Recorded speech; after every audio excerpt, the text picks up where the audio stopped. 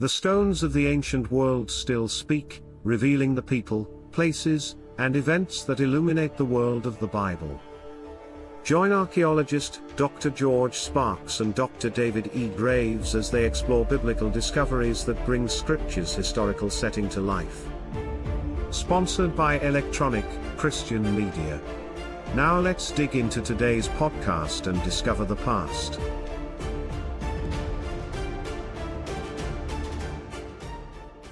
Good day, everybody. This is a new archaeological podcast, Stones That Speak, with Dr. David Graves, and I am Dr. George Sparks. We have a very special guest, Dr. David DeSilva. I want to let everybody know a little bit about his credentials.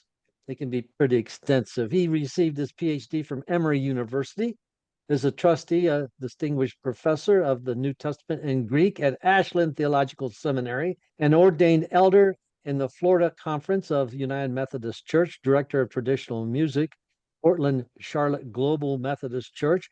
He is the author of over 35 books. We were disputing earlier about that on the New Testament and Second Temple Judaism. Welcome to the program, Doctor. Thank you. Thank you so much, George. Thank you, Dr. David, for having me. If you would, could you tell the audience a little bit about your background, how you got interested in the field in which you're in today? Yeah, sure. So I grew up in the church. My parents were both avid churchgoers and took me from infancy. I grew up in the Episcopal Church, actually, and I remember really just being deeply touched by the hymnody, the liturgy, the sense of holiness. Worshiping the Lord in the beauty of holiness is how I remember the church of my youth. And I loved to read.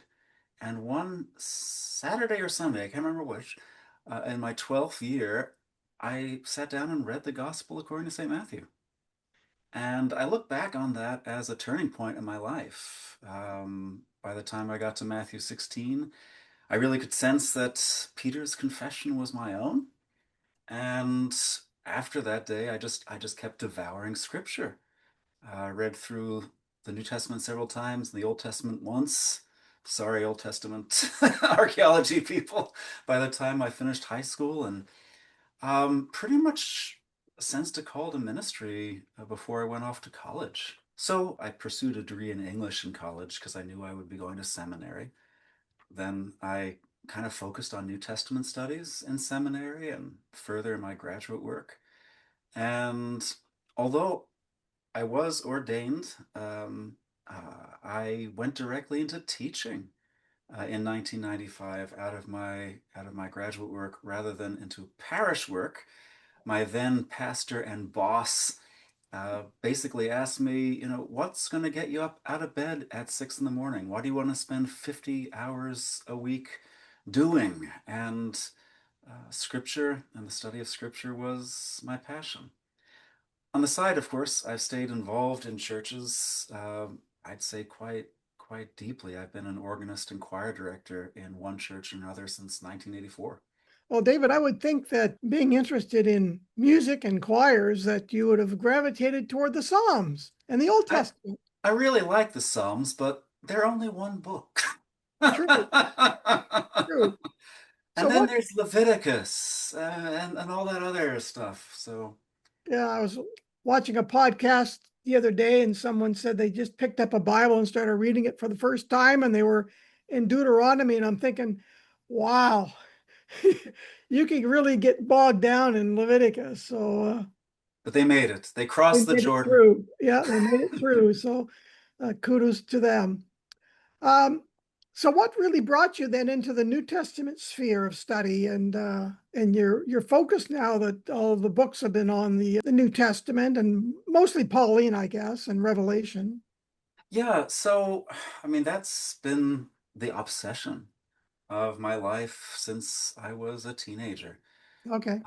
Although, of course, I approach it far differently now than I did 40 some years ago. And yeah, you're right. The second half of the New Testament has really been where I've focused all the epistolary literature, the Apocalypse, and also the Second Temple Jewish literature corpus.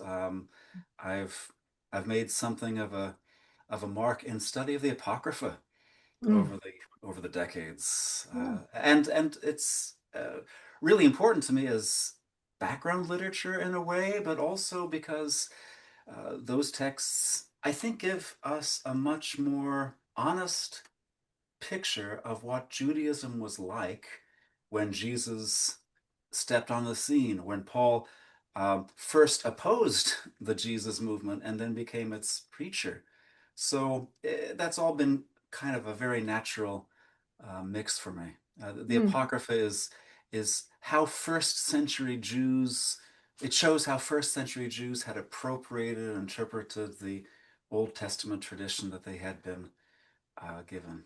yeah. Well, I think cultural context certainly is important. And, my focus has been in archaeology, sort of in that realm and era.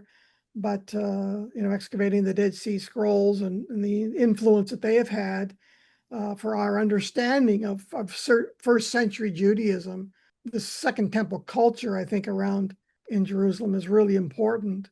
I commend the work you're doing. Well, It's thank you. valuable. Context is everything, so it's great. You're a bona fide archaeologist. With these recent books of mine, I consider myself more of an archaeological parasite. I have benefited much from the work of real archaeologists throughout the Eastern Mediterranean. Well, we sometimes call your field the armchair archaeologist, There so we go. There we go. but valuable nonetheless. And there's been a lot of really good ones in the past that have contributed. And Edwin Yamauchi was certainly Oh, one. yes. Was more of an armchair archaeologist, but he certainly contributed a lot to the field. Now, you'd never know it by reading him, would you?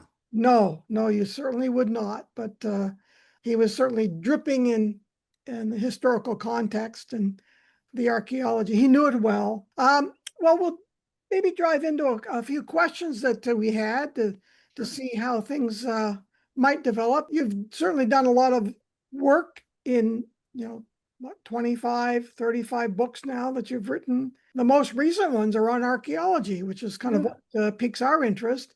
Archaeology of the world of Jesus, and then archaeology in the ministry of Paul. It builds on the foundation by using artifacts and sites to make the socioeconomic realities of the first century Judea and Roman world more tangible for readers. So how do your books sort of contribute to that, and why did you write them? Well, sure. Thanks. So I really was an armchair scholar through about 2010. And I lived in the texts and I mined the texts for what they could tell us about the history, the culture, the social texture of the first century world. Mhm. But I never got out in it. And I can't remember if it was 2010 or 2011, but in the spring of one of those years, I just spent 10 or 11 days in Western Turkey, just on my own. Spent maybe 2 or 3 days in Ephesus, two in Pergamum, two in Izmir, Smyrna, Yep. with revelation in my head, and with the purpose of trying to understand the lived experience of the Christians who were addressed by revelation, and and to think about how hearing that text read in their assemblies would have affected the way they viewed what they saw every day in their cities. Wow. And it was a perspective changing semester for me. Mm. And ever since then, I haven't been able to get enough Mhm. of going to archaeological sites all the way from Italy around to Egypt, soaking in as much as I could of these environments with a view to really improving my own engagement and my teaching of specific New Testament texts. And over the last maybe 2 years, I dedicated myself to trying to pull that all together for the benefit of other readers in the two books that you've mentioned, and the third that's in press with Baker right now, Archaeology and the Book of Revelation. Oh, And good. then I'll go back to texts for a while. Wow. Really look forward to that one.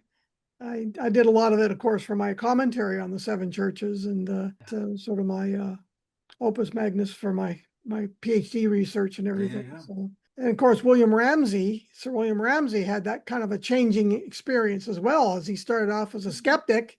Yeah. Well, he went and visited the sites and discovered that the things were really there, as Luke and John described them. So, yeah, it's Indeed. really life-changing to visit the sites. We probably crossed paths because I was there in 2009 doing my research at Izmir for my PhD work. Wow. Then I was back at 2012 again. So anyway, we probably were there around the same time Very cool. years I wish ago. I'd known. We could have had a dinner together or something. Yeah, it would have been great. It would have been great. And I spent a couple of days at Ephesus just wandering around myself and some of my friends as a guide. And yeah, it does change your perspective on how you read the New Testament for sure. And in many ways, it made it come alive for me in a new way. Right. Um, because they weren't just amazing words on a page. They were words spoken to people in this context. And Yes. I mean, that's really our, I shouldn't say our, but it probably is our primary task. How do we make these words come alive in our context for people who have to navigate their lives differently because of what these texts have to say? For me, the best starting point is thinking about how first century people learn Yep. to navigate their lives differently. Yep. And that's for me the role of archaeology. It's not to prove the Bible, it's to actually expound and illuminate the text. And Yeah. that's its valuable, I think, contribution. As we move now to your other book on the Gospels, what would you say might be the understanding of the parables? How has that helped you in the teachings of Jesus and the parables, and how does that contribute? Sure. I'll just preface that by saying that in a lot of the material I read also in the course of preparing this book, the parables of Jesus are themselves an amazing witness to social and economic realities of the first century, and they've been used that way for, well, a lot longer than I've been alive. You took And us I've through. benefited a lot from reading that kind of literary archaeology in the works of other scholars. But then, when I read the parable of the rich man and Lazarus in Luke 16, um, uh, Jesus doesn't bother to talk about the architecture of the rich man's home, but now, we've uncovered amazing villa, villa scaled residences in Magdala, in Jericho, in Jerusalem. We have a sense of this Judean or Galilean elite and the challenge Jesus' parable was posing to members of that class in regard to those who had been even pushed off small parcels of land and reduced to begging. Mm, Or I think of the parable of the friend who comes to another friend in the middle of the night asking for some loaves of bread because a guest has arrived unexpectedly. And the man calls from an upper area, said, I can't come down. My kids are in bed with me. Go away. A lot of these folks lived in very small residences. mm, Maybe what, 300, 400 square feet on the ground floor with a loft for sleeping, mhm. and apparently the whole nuclear family together in that loft. So these are not people who live in houses like ours. And sometimes the downstairs was shared with the animals. Exactly right. It's when we read the parable of the wicked tenants, we now have excavated field towers and we have excavated wine presses. We can kind of see without having to imagine the first century realities that Jesus describes. Or I can I remember seeing paintings of the 10 virgins, and they're holding 19th century lamps. Yeah. Like glass square or rectangular things with a candle inside. Well, we know what kind of lamps first century people would have carried, and there were special ones for carrying, not just sitting on a small table in the house. And we know what oil flasks look like. So all of this helps us hear and imagine the stories that Jesus told, the parables that Jesus told, in, I think, a much more authentic way rather than just from a 21st century imagination now. Yeah, that's actually one of my pet peeves is when commentators sort of impose sort of a Greco-Roman understanding Mm, of how we read the text in the Old Testament rather than reading it in its historical yeah, yeah. and archaeological context.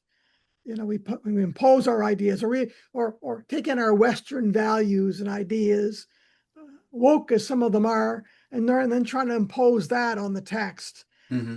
You know, saying this is what Jesus meant, and you know, whether it be with women or with slavery or with culture in general, we need to read it in the historical Old Testament context for sure. So it does help to illuminate. Turning to Paul's ministry, your book Before we highlights. go there, David, I know I'm from New Jersey. I'm rude like George. Oh, that's okay. Oh, we're I just just having a want to throw out conversation. there that while those things were all interesting, I was even more impressed with some other archaeological sites that I went to. I mean, I would be remiss not to recall here the amazing first century synagogues that have been uncovered Yeah, in Galilee. And you know, when we hear about Jesus teaching in their synagogues, going through Galilee, all the Galilee teaching in their synagogues, or imagine these things, we have at Magdala, we have at Gamla, yeah, uh, uh, kind of the footprint and lower portion of synagogues as they existed before 70 AD, yeah, which is really exciting. These are actually places Jesus might have visited, yeah, but at least they show us the kind of building yeah. he visited.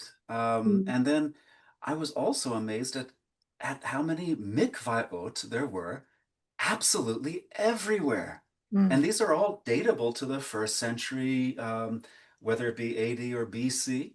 yeah, And the chalk vessels yeah, everywhere, be it Galilee or Judea, this kind of ubiquitous interest in purity, yeah. which We I'm gonna, excavated we sorry? excavated a whole bunch of them actually at Tel Makar at Ai in Israel, and have photos of those. The whole limestone Nice. cups.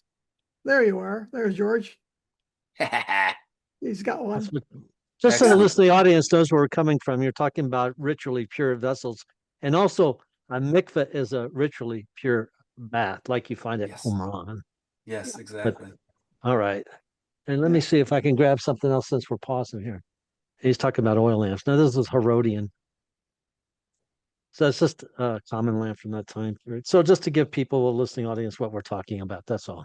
This is Yeah. fabulous. This is what I get for talking to real archaeologists. They just pull these things off their shelves. That's right. But, you know, we Protestant Christians, I guess, especially, really take the setting aside of purity codes for granted Mhm. and seeing the importance of purity in the weave of everyday life throughout the economic spectrum. Whether you own a house with four mikvayot as a high priestly family in Jerusalem, or you just have a few of these stone vessels, such as George just handed up, purity was real. Yeah. And the challenges that arise around how Jesus observes purity, these are of great importance. Yeah. Sorry, David, I just had to throw that in. Oh, Well, that that's adds great. color to everything. I really appreciate that. It's Yeah. nice. That's what we and that's why I think our audience enjoys our podcast so much, is because we bring the real deal, but we have some good guests on and talk about some great things that they've experienced. So it's not just us talking as well. Um, well, I just kind of wanted to turn to some of the highlights of Corinth and Ephesus. Now, you mentioned certainly the synagogues in Galilee, but we also have them actually excavated in Turkey. So Paul, when he goes into the synagogues and speaks, we have them at Priena, we have them at Sardis. So we have a number of them throughout Turkey, Ostia as well. So Yes. there's a lot of them outside of Israel. So we see the development of the synagogue. I'm just wondering, if there's some other excavation works that these locations challenge or confirm the traditional timeline of Paul's missionary journeys, and what sort of the visual effects in your book best captivate that dynamic interplay. Because it's, your books are quite visual, a lot of photographs, which I really appreciate it. I did too. I just wanted to find a published home for all my photographs. That's why I wrote these books. Amen, brother. So, the interesting thing about some of those synagogues, and the one in Ostia, I think excites me the most because it's the earliest. Yeah. But the one in Sardis is maybe third or fourth century at best. Yeah. The one in Corinth, well, we only have some fragments from Corinth, and they're dated to the late Roman period. It would be fabulous to find a synagogue in any of these major cities that Paul visited that could be dated to the first century. I wonder in some cases if they aren't discovered, I wonder if it's because they didn't start out in residential areas, which tend to be the least well excavated in any of these sites apart from Pompeii, and started out as a home that a Jewish community jointly purchased for that purpose. So if we ever get away from the monumental kind of architecture and the public areas of Corinth or Ephesus and really get into excavating the residential areas, we'll find. In fact, that's what happened to Priene, right? Because it's in a residential area, but even that is dated to the Later. yeah, like even the Byzantine period. Yeah. Well, we So certainly someday, have biblical, accounts certainly with Philippi and right? Lydia, and there wasn't 10 men, the quorum to build a synagogue. So they were meeting by the river. So we know that sometimes they gathered, outside of the traditional synagogue, but it played an important place. We know that Paul went, Absolutely. regularly to. It was the first point of meeting. It was the place where everybody gathered, Yeah, yeah. where he began to expound the gospel. So yeah, the more, and of course, Colossae right now is being excavated for the first time in ever. Ever. And so what they might find there is holding my breath and with anticipation as to what might be unearthed. We never know. I have literally been waiting for that my entire professional life. This is now the third team that has kind of gotten to this point, but this one will come through. Yeah. But you and I have both watched, or all three of us have watched two other teams get really close, and then it just falls apart, and it's still just a mound. Yeah. Uh, So much but there. to your question, I don't know that. I don't know that I found anything that advances our sense of Paul's timeline and mission. I think we're still dependent on the Gallio inscription at Delphi, Yeah. which tells us that Gallio was proconsul of Achaia 51 to 52 AD. So we have that central date in Paul's ministry. And then I think we're just dependent on the synchronisms and acts, the death of Agrippa, the time frame of Felix and Festus, and we just kind of fill in between. And then of course Galatians 1 and 2. So I think we're still mostly dependent on literary Yes. evidence for that.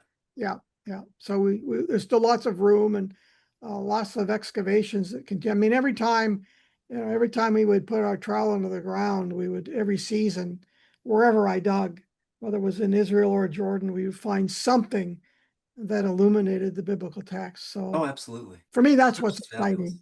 It's absolutely fabulous. Although I'm too lazy to do it myself, so thank you, David. It's a lot of hard work and takes a lot of energy, but there's great blessings in it. But so is there as we mine the text, Yes. and there's still so much is being done there. We did an interview in a podcast previous with a fellow who was doing the scanning of the Herculaneum papyri, Yes. and Wow. Mark Seals. Recovering the works of Philodemus. Yes. So that was fascinating. And who knows what lies in those charred Well, papyrus. And what might I'll be. read the Loeb volume when it's finally published. Can't get enough Philodemus.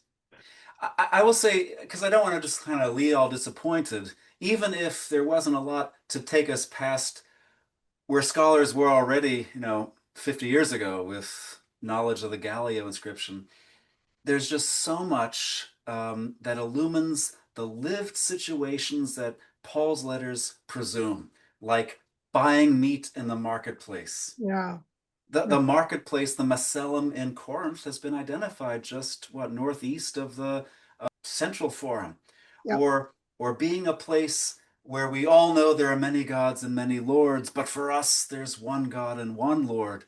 The multiple temples that have been excavated in Corinth, the presence of imperial statues and imperial cult relics, a large inscription to Divo Iuli, which could only finish one way, to the divine Julius, and what have you. Tell us that Paul was actively recruiting exclusive allegiance to one God and one Lord in a world where it was going to be very difficult socially and politically to do so. Yeah. And we have, of course, the altar to the unknown God that we have as archaeological evidence that what he was talking about was true and valid and fits perfectly in the context. So, George, did you have a question? Yeah, this was from both books emphasize visual storytelling with maps and photos and reconstructions. As someone who has written dense academic books, now I'm talking about you, not me. Uh, what caused the shift? So you went from a dense book in academic.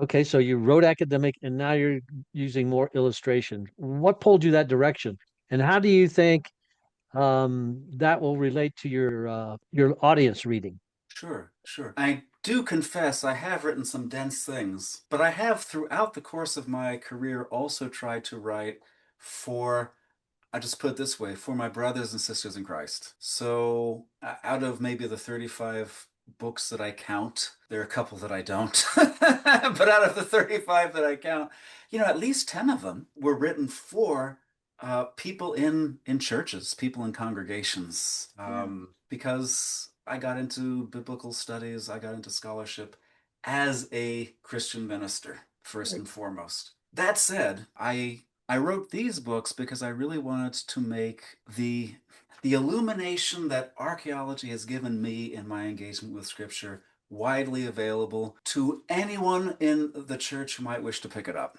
And so, yes, these are written as winsomely as an academic nerd could muster, and filled with maybe 250-ish illustrations each, Mm. so that again, it's the New Testament world. It can't just be words on a page. It has to be visual. We have to see in order to imagine. Oh, thank you. You're talking about studying apocryphal and how it relates to, let's say, or how the Jewish community during the Hellenistic period, early Roman period, would relate to that. For our listening audience, was it the book of Jude or is it James that actually gives like a sentence or so about the book of Enoch from the book of Enoch? You're absolutely right. It's the letter of Jude, and he quotes First Enoch chapter 1 verse 9 in verses 14 and 15 of his short postcard. Yeah, so that's an interesting thing, right? And Yes. what it tells me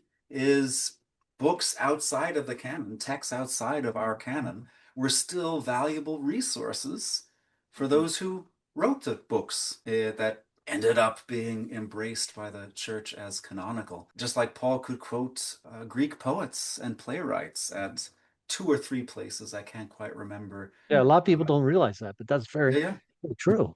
Yeah. I And they find were, that fascinating. Yeah, I do. I really do. and the Because people, go ahead, David. I'm sorry. oh, I'm just going to say this indicates they were literate and they could read and that they had access to other materials, outside, even though they were writing, canonical books themselves. They were educated individuals, not uneducated. Is my point. Right. Go And ahead. I know this is a rabbit trail because Jude That's doesn't cool. appear in either one of my books here, but I did write a short commentary on it. Okay. You can only write a short commentary on Jude. Even Craig Keener could only write a short commentary on Jude. One of the things that I think helps us think about Jude as an authentic word from a half-brother of Jesus is that even though it's written in Greek, it draws on a text, First Enoch, that had its greatest impact, its greatest readership in Palestinian Jewish circles, and it refers to two texts from the Old Testament in a way that could not be derived from the Septuagint,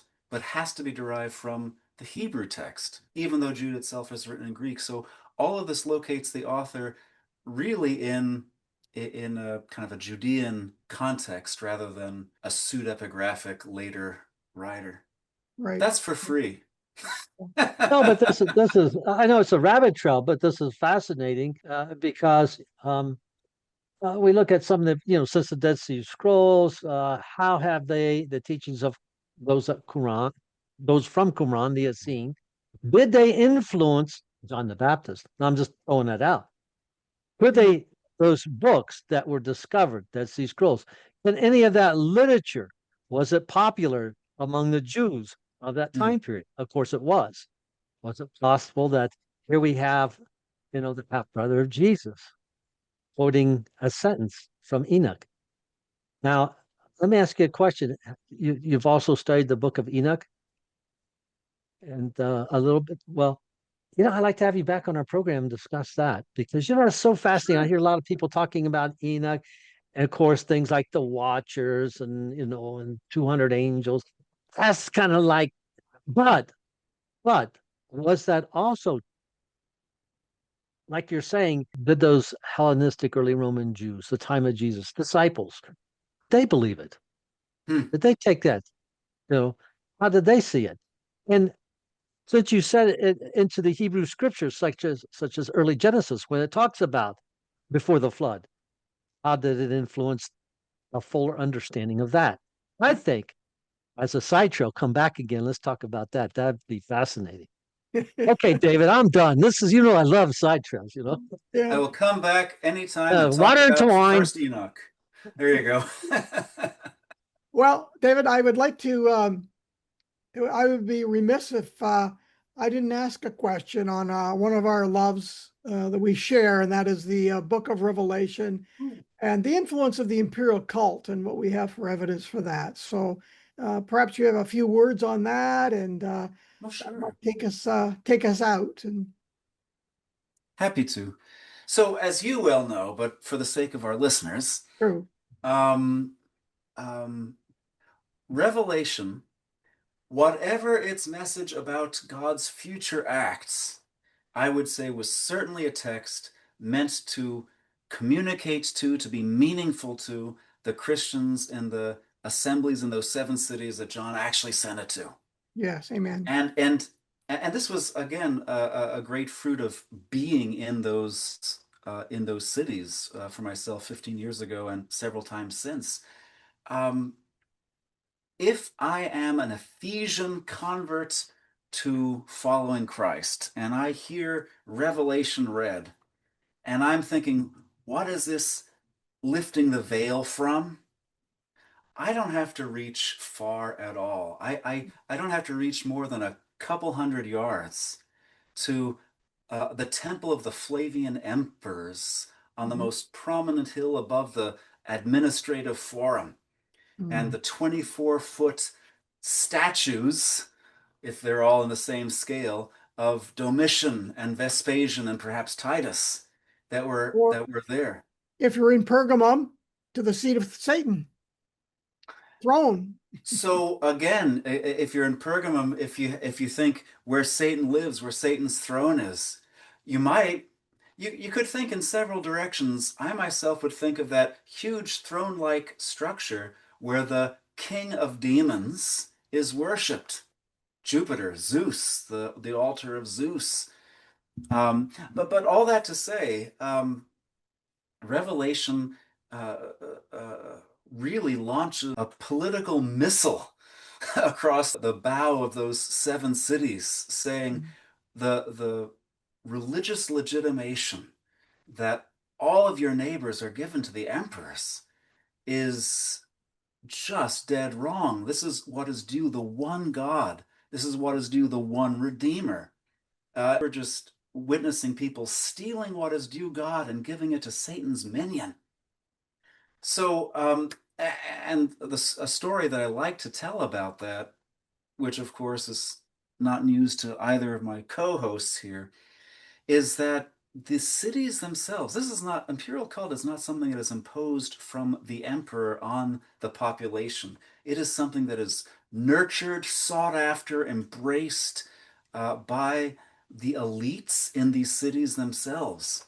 So Pergamum is awarded the first province-wide temple of the imperial cult in 29 BC, a temple to Augustus and the goddess Roma, Mhm, whom John also unveils in a very memorable way. mhm. 50 years after that, Smyrna is chosen out of 11 competing cities for the honor of hosting a province-wide temple to Augustus's successor, Tiberius, and to his Nicocorals. mom, Livia, and to the Senate. Yeah, the Nicocorals. The Neokoros, which isn't really an important title yet, Yeah. until Ephesus. Ephesus, who wants to compete with these two other cities, they're all kind of neck and neck in terms of population and economic strength and what have you, is awarded the opportunity, the honor, I should say, of hosting the province-wide cult of, I'm going to say Domitian. People tend to say the Flavian emperors. I think it was Domitian first, and then Yeah, back we backpedaled to Vespasian after Domitian fell out of favor. And and when they get this award of a Neokoros title, they slap it everywhere. In all of their inscriptions, they start to be the council and the citizenry of the Neokoros city of the Ephesians. and that simply means the temple keepers, The the keepers temple keeper of the temple. of an imperial temple. And it came from the bottom up, as you mentioned. It came from the people wanting to deify their rulers. And in fact, initially they were the emperors were resistant to the idea of Yeah, deifying them. They didn't want it, but when they saw how influential this could be, they latched onto that in a hurry, and this is how it all sort of happened. But you know, the Book of Revelation is written in that context. exactly. If I might be so bold, not to weary your listeners, but after Ephesus starts using this title in its inscriptions, in its self-identification, Pergamum starts. It hadn't before, but now it starts, and it calls itself the the council and the citizenry of the first to be awarded Neokoros city of the Pergamines. And Mhm. then Pergamum builds that magnificent temple to Trajan and to Zeus on the brow of its Acropolis and is awarded a Neokorot the second time. So it is now the city and the council and the citizenry of the twice Neokoros city Mm. of the Pergamines. If anybody wants a good photograph of the Trajan, I have it displayed on the front cover of the Bible and Spade magazine, the photo I took of it many years ago. So look that up. Excellent. I do some commentary material on the 7 churches there. So you are correct. The imperial cult is certainly part of the very essence of the meaning and significance. If you don't understand it, you'll never really understand the meaning of the book of Revelation. So But this context. is also why the cost of bearing witness is going to be so high at the end of the first century, going into the early second century, because now cities' identity and pride is completely wrapped up in the worship of the empress. And John is screaming, no, you cannot be a part of this. Let them do that, but you stand off and you take whatever heat you need to take to bear witness to the one God, to keep his commandments, the first of which is you will worship God only and serve God only. Yeah, and the victory of the Lamb. Indeed. Christ is king and not the emperor. So, and I believe that the reason why the book of Revelation was written in such a apocalyptic and cryptic was in order to sort of hide their message from the Romans and sort of come underneath of the persecution of the Roman Empire at the time. But yeah, it all helps us understand the meaning of the book of Revelation. So. I think that John was not reacting to persecution as much. I mean, yes, it's going on. Antipas is either executed or lynched in Pergamum. We really don't know which, but it's happening. But John is saying, this is the direction of faithfulness to the Lamb. You keep doing what's going to invite, in effect, more and more official persecution as you declare more and more boldly, as you put it, Christ is Lord. Caesar is not. Yes, yeah, the juxtaposition between the Roman Empire, Roman Emperor, and Christ who is King. So, yeah, that we can certainly agree on. Well, David, it's been great. George, did you have any other questions or? I think, with this thing on the sideline, both of you discussing this topic in the book of Revelation, that could be a whole new podcast there itself. Oh, yeah. That was fascinating, Well, if I because might be so bold, George, bring me back in about a year, because the in about third a year. volume will be out next Okay. August or so. Great. All right. Well, there we go. We look And then forward to it and with great anticipation to your work on that. Thank you. Always really appreciated your work on Revelation and delved into your research quite deeply, doing my PhD dissertation work Yeah. back 20 years ago. I did my PhD when I was 50. So, and Howard Marshall, actually, who was my supervisor, Howard wanted me to defend William Ramsey's position on local references. Interesting. And that Hemmer, of course, popularized, Yes, an he did. untimely early death, of course, but for Hemmer. But I was too far into my research on the suzerainty treaty structure at the time to reverse course. But I tried to incorporate half of my commentary on the seven churches.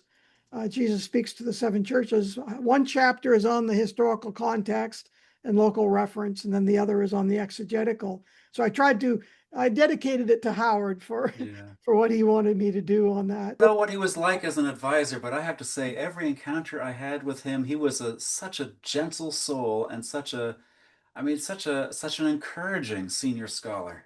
Oh, I couldn't have asked for a better supervisor. He and I disagreed on the covenant, being more Methodist and I was more Reformed Baptist Calvinistic. But he never let that get in the way. He was always giving encouraging comments. Yeah. He was a great encouragement to me very early in my doctoral work back in the early 90s. Yeah. And we intersected several times since then. I mean, never really in depth, but every interaction was a kind one. Yeah.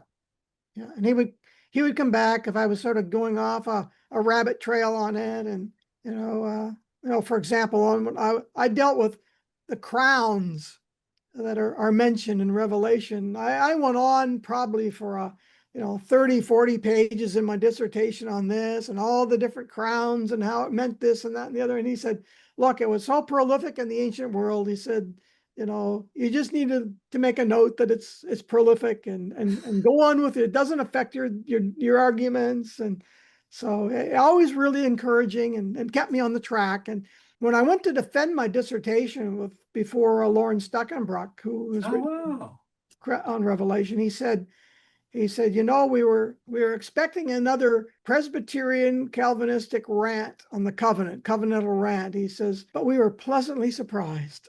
Very nice. I took that as a great compliment, and that's due to Howard Marshall. So very cool. Well, gentlemen, thank you so much for having me on the podcast. I do appreciate it.